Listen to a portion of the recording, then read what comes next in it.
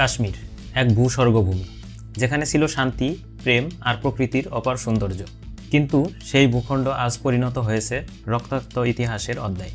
ভারত আর পাকিস্তান, দুটি দেশের লক্ষ লক্ষ মানুষের আবেগ, স্বপ্ন আর রাজনৈতিক কৌশল জড়িয়ে আছে কাশ্মীরকে ঘিরে। প্রশ্ন একটাই, কাশ্মীর কার, ভারতের নাকি পাকিস্তানের?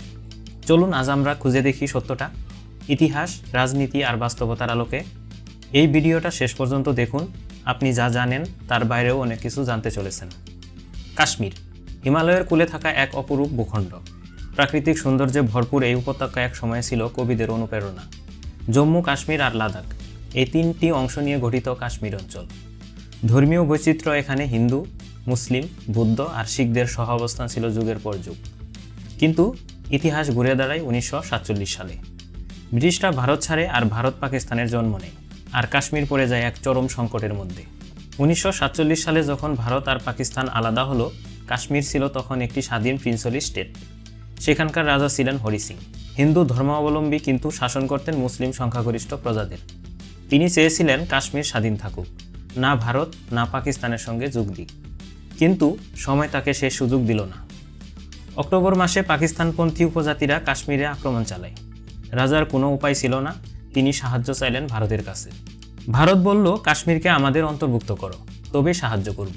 26 অক্টোবর 1947 রাজার স্বাক্ষরে কাশ্মীর ভারতের অন্তর্ভুক্ত হলো।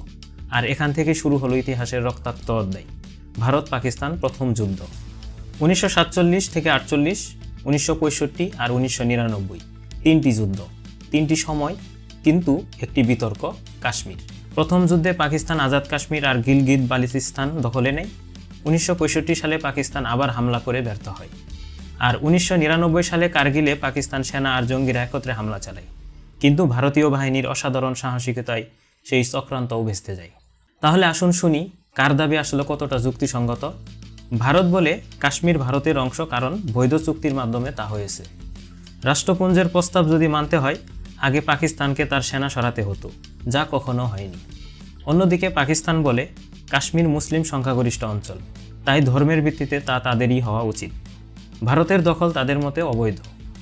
এই দ্বন্দ্বের মাঝখানে দাঁড়িয়ে কাশ্মীর যেন এক দাবার গুটি।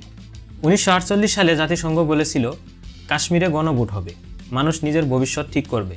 কিন্তু বাস্তবতা, সেই গণভোট আজও হয়নি, কারণ দুই পক্ষই নিজেদের অবস্থান থেকে সরেনি।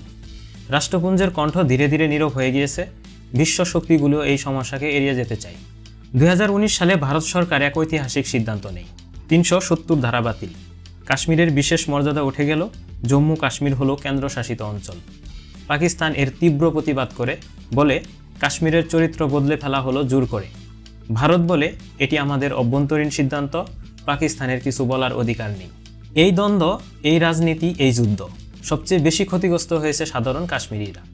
তারা চায় না যুদ্ধ, চায় না সেনা, গোলাবারুদ। তারা চায় স্কুলে যেতে, বাজারে চলতে, শান্তিতে ঘুমাতে। তবে কি আমরা কখনো ভাবি, এই দ্বন্দ্বের মূল্য কতটা?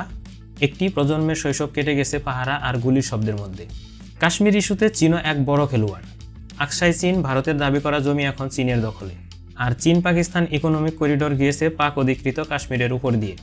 ভারতের কড়া বিরোধিতা করেছে। এই অঞ্চলের ভূ রাজনীতি তাই আরও জটিল হয়ে উঠেছে। এই দ্বন্দ্বের কি শেষ নেই? আছে। কূটনীতি, আলোচনার টেবিল, সাধারণ মানুষের মতামত, এসবের মাধ্যমে সমাধান সম্ভব। যুদ্ধ নয়, শান্তি চাই। দখল নয়, সম্মান চাই।